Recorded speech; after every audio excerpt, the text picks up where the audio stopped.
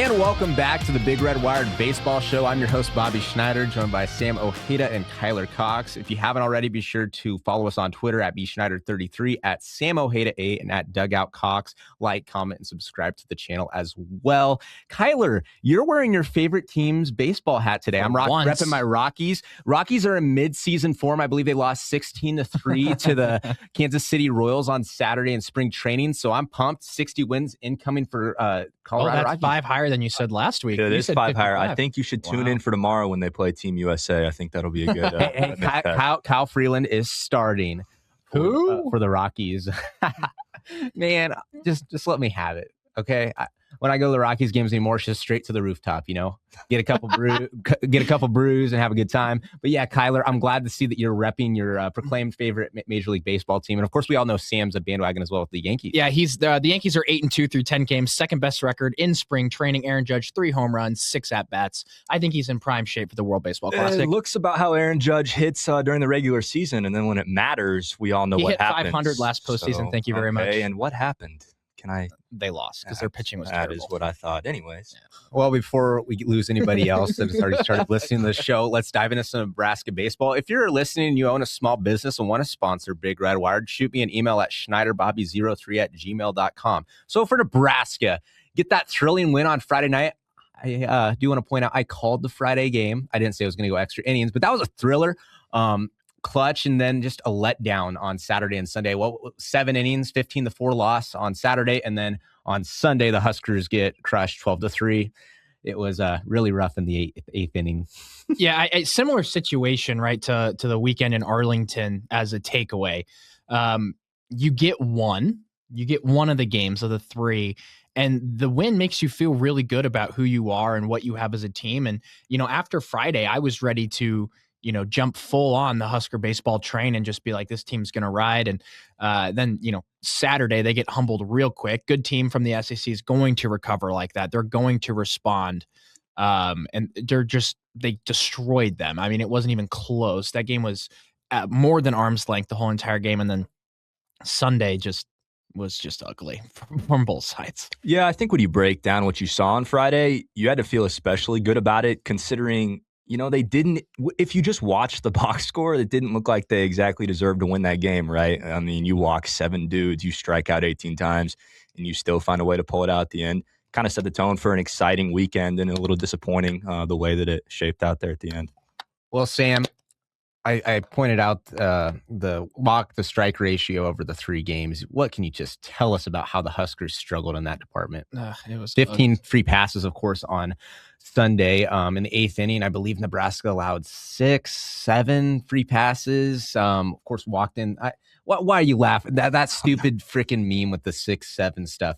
But it just couldn't find the strike zone across the entire pitching staff. You can say what you want about the starters, Blockowitz and Yasa struggling, but still. And Tyhorn, they all struggled. Tyhorn looked good for 2 innings. Yeah. He settled in a little bit. And it is Auburn, but still. I think the part about it that really irked me was that it was just a lack of competitiveness, for as much of a word that is. It was a game that the series as a whole, I mean, we mentioned Sunday and how much of a disaster that was, but it was kind of just an absolute disaster, right? You break down Tyhorn's first start on Friday.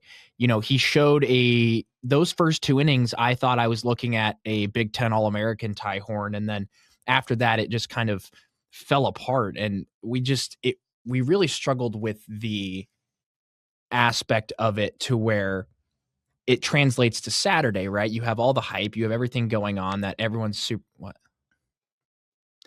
Yeah, and then you jump into Saturday, right? You're off the heels of the huge extra inning win on Friday, top 10 team, and then Yasa comes out there and kind of just throws a stinker, right? I mean, he gets through 1 inning. Now, everything.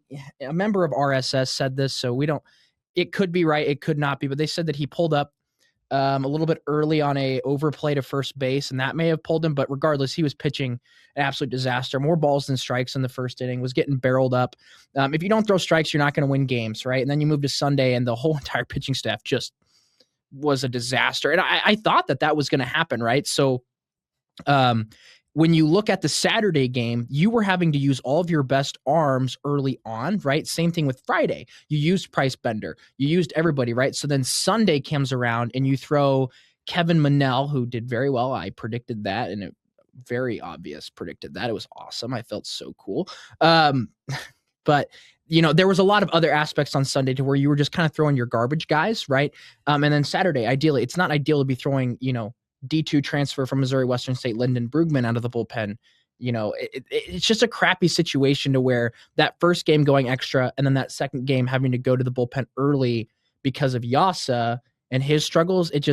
It wasn't a good recipe, and it showed on Sunday. Yeah, you highlighted it right. It was the bullpen. And for me on Friday, I think it was just really a mismanagement of the bullpen, especially in that 10th inning. And you kind of see where Bolt was coming from, right? He got stuck in between a little bit with Katsky there and trying to balance out the rest of the weekend, and then almost, gave it up there at the end. But if you kind of categorize the starting pitching this weekend, blow-up innings, that's what it was early on, 3 blow-up innings. If you can kind of control it a little bit more, do a little bit more damage control in terms of the rotation going forward, definitely would help you out a lot. But you like what you saw offensively a little bit on Sunday too. Fought back, didn't hit well with 2 outs, but there's definitely some fight in this lineup that you like going forward. I don't think the offense is a worry for this team. I mean, no, it's still not. But when you go 0 for 18 with runners in scoring position, 0 for 16 and 2 out, hitting Saturday and Sunday combined, that is atrocious. I agree. It's hard to take that away when you start down 8-0 and then you start down 5-0. That's a good point. You're chasing runs at that point rather than just trying to make contact and get runs. Well, I mean, to counter that, look at the Stanford game, 9-0, and they exploded with 2 outs. So baseball is such a game of ups and downs, right? As cliche as that sounds. And so when you have this team that's been really good with 2-out hitting all the way through Friday, all season, and then they throw up a stinker on Saturday and Sunday with 2 outs. Do you just kind of brush it to the side? Because what if they go out against Omaha, South Dakota State, and Michigan State this weekend and they just go crazy with 2 outs again? And I think they very well could. And I think you look at this Auburn series and you still, on paper, it's a success. On paper, it is a success because you took one of the 3. I think if you don't get blown out in game Saturday, it just looked Sunday, ugly. Yes, but on paper, you still got to win. The win is nice. I just don't know if you like what you saw in terms of the overall product on the field. Yes. Okay, so here's the thing, right? We have talked about what is Nebraska's goal. They have 3 goals: host a regional, make a super, make Omaha, right? If those are your 3 goals, you just lost a super regional.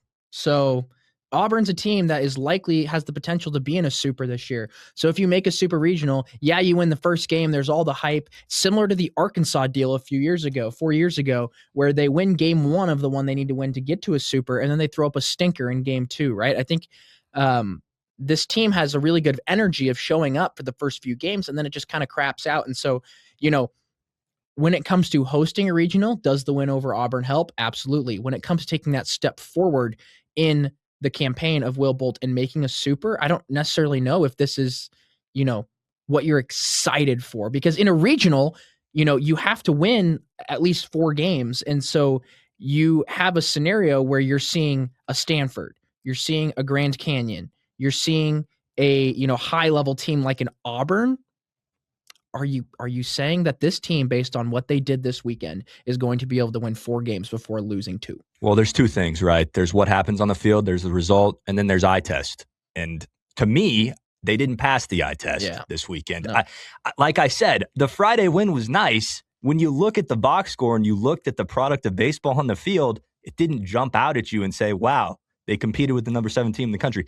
Great fight in the 10th, especially. And Dylan Carey, we've talked about him all year, right?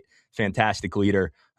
Really sparked that. But the eye test just wasn't there for me. The eye test was a disaster for me because you look at Ty Horn, right? Throws 2 solid, falls apart, right? Chase Olson comes in, picks off about 400 times, does the job. Cooper Katsky comes in. Great. Well, now we're in the 7th inning. And Jashawn Unger throws great for 2 innings, but then falls apart when they send him out for the 3rd. I understand why they did it, though. Caleb Clark has been a disaster. 2 appearances in a row. Jay Ziola looked horrible. I mean, he's a freshman in a big scenario, and I get why you do it. I don't get why you're doing that. You test them in fire. He's got good stuff. Here's the deal. You test them in fire in games that don't actually matter. This series, in the grand scheme of things, in terms of hosting a regional, absolutely. But when we're coming to the scenario of the Big Ten winds down, maybe Nebraska doesn't win their third straight Big Ten title, and you're like, oh, what's going to get us in? It's going to be a 15 or 20 win conference record versus going 0-3 versus Auburn. So you might as well go out and throw Jace Ziola in a game that doesn't actually matter in terms of making the postseason and see what the freshman's going to do. Because if he balls out and he does really well, then you're throwing him against Michigan State in Big Ten games that do matter. Sure, I agree with the premise there. The time to do that is not in the bottom of the 10th inning when there's trouble already and we've given up 2 runs. I don't understand. Like, there's a time and a place to go to Jay Siola, right? It's not there. And I like you hit it on the head. Unger coming back out, I don't hate that at all. No, I know. He was shoving. He's a very good pitcher. He's going to have a role at the back end of that bullpen. But I think you just go to Price Bender right away. You get the win. You get out of there. We say, let's go to Saturday and not burn 2 other arms that we saw how Clark performed on Sunday too. Okay, but here's the thing, right? If you're Will Bolt, right, and you're looking at the rest of the series and you're looking at Tuesday and Wednesday, if you are in a scenario where you don't have to blow Price Bender for 3 innings on, maybe he's going to come out and he's going to do a 4-inning opener on Tuesday or Wednesday, right? That's the stuff we talked about last week. And in a lot of my articles this week, a lot of what we talked about is beating Omaha and South Dakota State, going 2-0 against those 2 teams is just as, if not more important than beating Auburn. We've talked about with the midweeks, and that leads us into our next segment. So Nebraska is going to be hosting Omaha in the home opener on Tuesday at 1:30 Central, and then South Dakota State on Wednesday at the same time. What are we looking at for the rotation? I think you got to go with Katsky on Saturday or Sunday against Michigan State, but I think you start him on Tuesday. I know there's inclement weather incoming potentially, but I think you give him 60 pitches on Tuesday no matter what. Katsky on Tuesday? Yes, because I think you get him just basically another throwing session for him to get ready for the weekend. Well, I'll tell you what, if he throws on Tuesday, he's not starting on Saturday. I'm saying get ready for Sunday. He wouldn't have 3 appearances, even Sunday. He wouldn't have 3 appearances in 9 days. I don't think, especially long. You're telling me, I agree with that. Yeah. Why? If he threw 50 because to 60 that would just pitches, be completely reckless mismanagement of your arms. Correct. There's no reason. The games matter, right? The midweek games matter. There's no reason to throw him in a loop there where he's throwing 3 times in 8 days and then have him get ready to go Michigan State on the weekend. Oh, okay, so give me your guys' projections for Tuesday and Wednesday right now. I bet Novacek. Okay. You're going to see Novacek against a lesser lineup. Absolutely. He's going to throw one of them. The other one, it depends what Nebraska decides to do on the weekend, right? Is there a world where Cooper Katsky doesn't throw the weekend? Starts a game on the weekend? Absolutely. Why? Because just because a pitcher has a bad outing doesn't mean you pull. Now, they all had bad outings, but that doesn't mean you're pulling them out of the rotation. Is there a pitcher you could say that has had 2 consecutive bad outings to where Cooper Katsky, it just takes their place? I don't. Yasa. Has he had 2 bad outings in a row?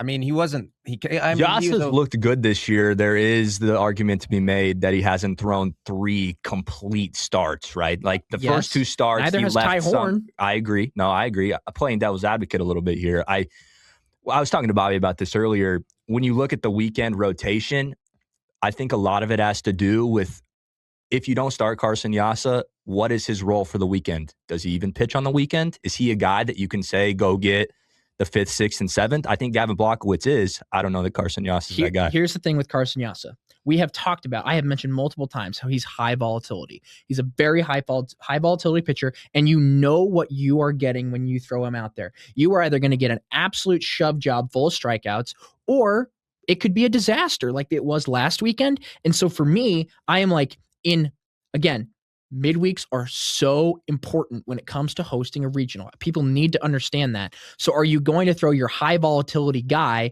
in a midweek when you're looking at a situation that if Omaha jumps on you early, they scored 14 runs against a Wichita State team that was receiving votes in the most recent AP poll as of last week, right? If they jump out to you early and they hop on Carson Yassa like they did last year in the loss in Omaha, you're screwed. Why wouldn't you not throw, at least for this week, Cooper Katsky or Gavin Block? Well, it won't be Blockowitz. It'd be too quick of a turnaround. But Cooper Katsky and a combination of him and Price Bender, and you've got 8 innings potentially in a midweek game where you were like, yep, that's a win. So you kind of just answered my lead-in. I think that you start Timmerman on Tuesday or Wednesday. Personally, I think you give him that shot.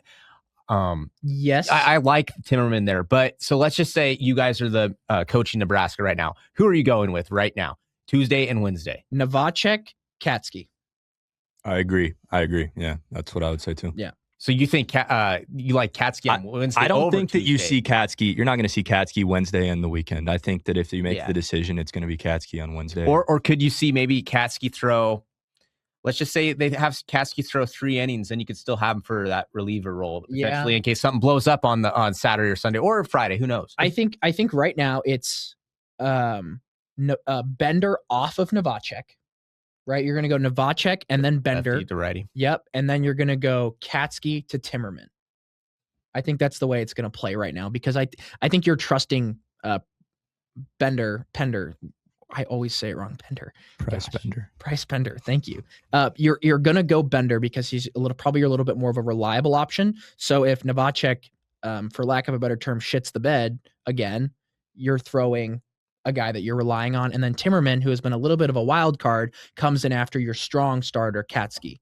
Well, that's just such a dilemma now because Price Bender can prove that he can come in and be a save guy, but he can also be that he can give you 3 to 4 innings. Awesome, raising his draft stock. So, I mean, but then again, I think Kevin Monell made a great case for him, and then I have nothing wrong with Jashawn Unger coming in a tight game as well. Or Harahill. I'm interested to know, what do you think of Monell going 4 innings there and really stretching him back out? I mean, he was the only bright spot for Nebraska on Sunday. I mean, had to eat innings, yeah. But what do you take away from that? It's having him stretched out to 55 pitches, 54 pitches. I think the nice thing about Monell is his first 2 years of junior college, he was a starter. He was a 5-6 inning starter, so he has that in him. Will Bolt mentioned in the preseason that Monell was going to be a multi-inning closer for them. The nice thing is seeing him pitch well. Is there a world where he is just the same type of role as Price Bender, right? So Price Bender is 1 to 4 innings, could be a mid relief, could be a closer. Kevin Monell is the same situation. Well, you need 2 of them. You can't play one closer all 3 games. And so is it going to be a Bender on Friday, Sunday, Monell on Saturday with a little bit of Sean Unger and Ryan Harahill in there? I don't necessarily know what that looks like, but I think getting the longevity out of Monell was huge. Yeah, I think if you're in that position to where you have to go to 3 closers on the weekend, you're in a good spot considering, they'd be save opportunities, high leverage opportunities potentially. When you look at the starting pitching, though, I think it's always interesting to see the balance in, is it a mental issue? Is it mechanics? I mean, what are you seeing from Yassa when he's throwing compared to last year, especially? His delivery is so simple. I mean, no delivery is simple. But if you're just watching it, we talked about the eye test. The delivery is simple. Lift, plant, go. It's not, he doesn't do much extra. And so for me, in him always having kind of an erratic issue when he's been at Nebraska and in high school, it's probably more mental than anything. It's, 99.9% of pitching is mental. So, if you're not in the right mental mindset, you're not going to throw a strike. If you do, you're lucky. And so for me, it's Yassa just needs to kind of settle down. I mean, come on. He's a third-year college player who has had little to no experience under his belt, and he's throwing against the number 7 team in the country off the heels of a extra inning winner, right? Did we expect it to be amazing? If Carson Yassa would have went out there, thrown 5 innings, 8 strikeouts, 4 walks, you'd be like, this guy could be a top 3 round. I mean, he could be anyway, but like a top 3 round pick this upcoming draft. Did we expect it to go that way? I didn't. I expected, if you get 3 strong or 3 of 3 earned runs, you're probably pretty happy. It ended up being worse, but for him, I think it's mental. Ty Horn, it's interesting because The problem with him is I last week I talked about how his arsenal is a little dry sometimes, right? Fastball, slider. Well, he flashed a very nice changeup on Friday, was throwing it any pitch, any count. It was fantastic. But for him, his fastball, if his slider is not playing up to its capability, it's very hittable. And that is the problem that he ran into on Friday. When you look at Blachowicz is a similar situation, right? To where younger guy, it's probably mental, not to mention, yes, he gave up 4 hits, but only one of his runs was earned because the defense was an absolute dumpster fire. Other than Mac Moyer was freaking amazing. And the thing is like, I'm not throwing up a huge red flag to where you are saying, yep, new starting rotation. No, throw him out again, let him get right, leave Katsky for the midweek, secure that one of those midweek wins, and just roll into conference play, trust the bats at home. I just don't think there's a need for like, we got to shift this around. We got to do this. Who's our closer? Okay. It's just roll it out. I'm not saying that you totally blow up that starting rotation. Sounds like it. But is the plan to leave Katsky for the midweek all the way through the season? Yeah. At some point you expect there to be a little bit of a shakeup. Yeah, if Yasa goes out and throws one inning again, or has a crap outing again, then yes. But I'm worried about Yasa in the midweek. So your leash is a start-by-start basis, basically? Yes. Okay.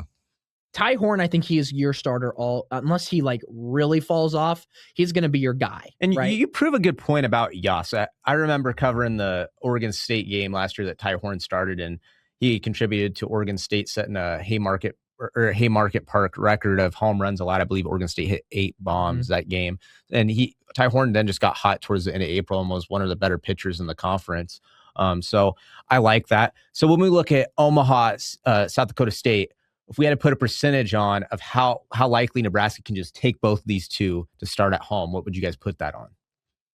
I think they take both of them. I think they do. I think they're mad about what happened this weekend, and I think you're going to see a team that comes out, knows what's ahead of them, and gets it done on Tuesday and Wednesday. Like we said last week, Will Bolt's not messing around this year.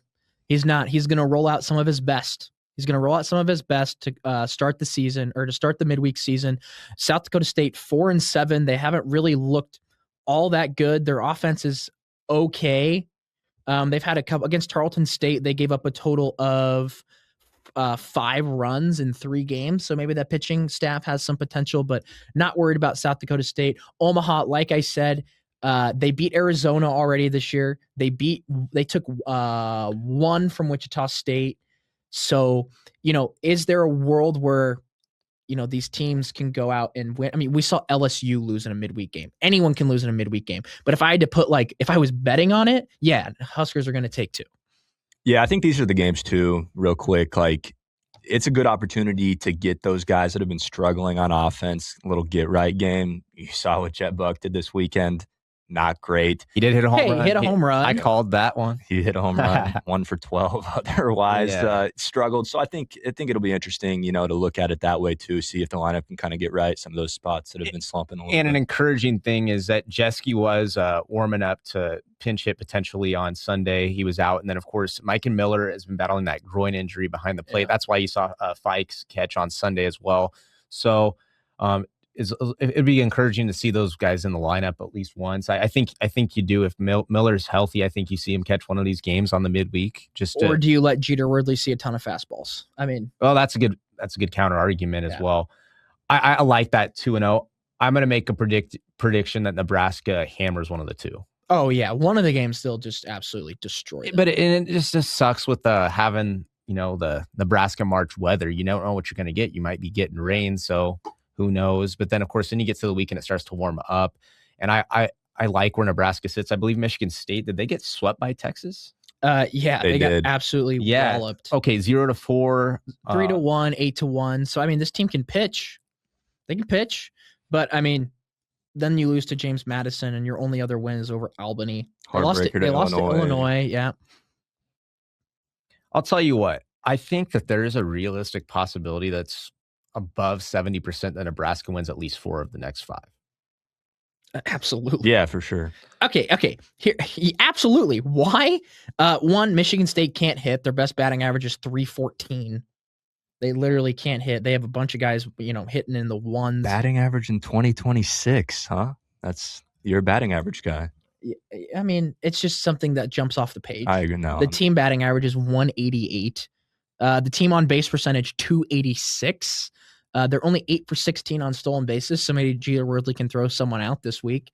That needs addressed across all Nebraska's catching. Yeah, it's bad. The stolen bases that is being allowed. Sure, the free passes are abysmal, but my gosh, you can't. Has Nebraska thrown anybody out this year? I don't think so. Didn't they have the one overturned? Okay, well, let's not count that one. I mean, it counts, but yeah, not a great look for sure. It has not been good. I think that's if you look at Nebraska's hitting, the number one thing you want to see, I'd say, sure, you want to see Jet Buck get kind of going, but I think you want to see Jeter Worthley start smacking the barrel. Yeah, when you have a catcher that's that versatile, it just turns the entire lineup around. And, we've talked about it, right? It's freshman struggles are always going to be there, especially catcher's a really hard position defensively, right? He has to manage the pitching staff too. So that's why I kind of like Sam's point. See him in the midweeks this week. Maybe gets a little hot going into the weekend. Nebraska's thrown out 4 runners this year. That could include pickoffs, though. They picked off 2, right? Mm-hmm. So they've thrown out 2 runners from the catcher position. They've given up 16 stolen bases in 10 games. That's got to be among the worst in all of baseball. It's probably not the worst, but for power conference, probably. That's not very good. It's just Nebraska's lucky that their offense bailed them out so far. Is there anything you guys would like to see in just the lineup shake up, maybe to try for the midweeks potentially? I'm not saying you bench anybody for the midweeks. Yeah, I'm just saying like the batting order. Of course, you're keeping Moyer at starting in center field, leading off. That's basically penciled in. After maybe not. Maybe you give Nunez some get right at bats. I think Nunez, Butenbach, it's a good opportunity Nunez for and both Butenbach of them are to good get enough right. that they can give you a midweek win. Right? Yeah, for sure. You're going to see Nico Nguyen hits the home run, right? You're going to see him. Drew Grego's going to get at bats. That's absolutely. That's one that needs him. Mike and Miller's going to play. 2 midweek games. You're going to look at pitching matchups, but I think you're still going to see Dylan Carey. Case Sanderson could see some fastballs. That'd be very helpful. You're going to see Jet Buck. You're not taking unless Will Jeske is, lingering with that injury. You're going to see Jeske. I don't know. I don't really expect much shakeup. Who else is going to play shortstop? I'm not saying the infield. I'm not saying you shake that up. I'm more so talking about the Nunez's of the world because he is still a liability defensively. Kyler was kind of pointing that out. What he noticed, especially in left field. He was going off about. The defense as a whole just really gets on my nerves. Here's your soapbox, especially outfield defense. The throws were not great. Now Mac Moyer, I tweeted this out. Great defense. I just love watching him in center field, man. The jump that he gets, he's smooth out there. Really settles everybody else down. But yeah, 2 pet peeves this weekend, defense and uniforms. I'm tired of the alternate uniforms. Give me the road grays with the script Nebraska on the front. Let's look like a real program, okay? I don't want to see Reds versus all Navies on Friday night, turn around, go charcoal like we're Tennessee against Auburn. Looked good. The whites, I liked them. I actually liked the orange too. The black Sunday unis for Nebraska is fine, but I want 2 games in the series to be all whites or all road grays if we're at home or on the road, and that's how I want it to be. You're asking the equipment people to do a lot of work doing all that laundry. I'm not. I want 3 uniforms: white, gray, black. And so you want the Huskers wearing gray at home? No, I don't. I want white, black. That's what I want. Sunday can be a Sunday Reds. We can do Tiger Woods, okay? We got Arnold Palmer this weekend. Masters coming up in a month. So I think that's fine. But what are we doing? Don't get me started on the block in, okay? That's enough for me. So we get into the studio today, and that is the first thing he complains about. I'll tell you what, Kyler, I don't know why you don't like the red jerseys, but I don't like them either. I like the whites, and I like the smoky grays. I don't like them at I'd like to see Nebraska get another pinstripe uniform without the block end right there. I'd rather say I'd like to see him do what softball does and do the cursive Huskers across. That's what I'm saying. Give me a script Nebraska on the road grays that we're going to design next year when I talk to the athletic department and get that going. You know what? This is getting clipped and sent to the Nebraska Athletics. All right, let's close out the show, guys. Bold predictions for this series, or for these next 5. I got one. I'm saying Nebraska goes 4-1. Maybe that's not bold, but I'm saying that you get that And if Gavin Blockowitz gets a start, he goes 5+. Nothing specific here. I think you see a starter that you don't expect to see over the next 5. I think they try to shake it up a little bit, just figure some things out in the rotation. I like that. Honestly, like, what if Jashawn Unger gets a start, right? Or what if Ryan Harehill could definitely get a start this week? Kevin Monell could get a start this week. That's a great take. I love that from you, Kyler Cox. From me, Nebraska hits above 400 with 2 outs. Above 400 with 2 outs. I think, well, that's what we've seen him before, essentially the collapse that we saw at Auburn. And I'm going to throw in something else. I think that you see Jeter Worsley have, in the next 5 games, he's going to have 8 hits. Man, I'm excited to see that stadium full. Yeah, for sure. The weather on Sunday, it looks beautiful. I won't be there, but I'm excited to see the stadium full this weekend. Sun's going to be out. Hopefully the weather stays away. Love Haymarket Park. Love Hawks Field. Looking forward to it. Sam's going to be wearing a cutoff, actually. He told me on Saturday. He's going to be out, suns out, guns out for Mr. O'Hade. Well, anyway, guys, we all appreciate you listening to the Big Red Wired Baseball Show. If you haven't already, follow us on Twitter at bschneider33, at Sam O'Hade 8, and at Dugout Cox. Be sure to like, comment, subscribe. And if you want to sponsor Big Red Wired, shoot me an email at schneiderbobby03@gmail.com. For Bobby Schneider, Sam O'Hade, and Kyler Cox, signing off.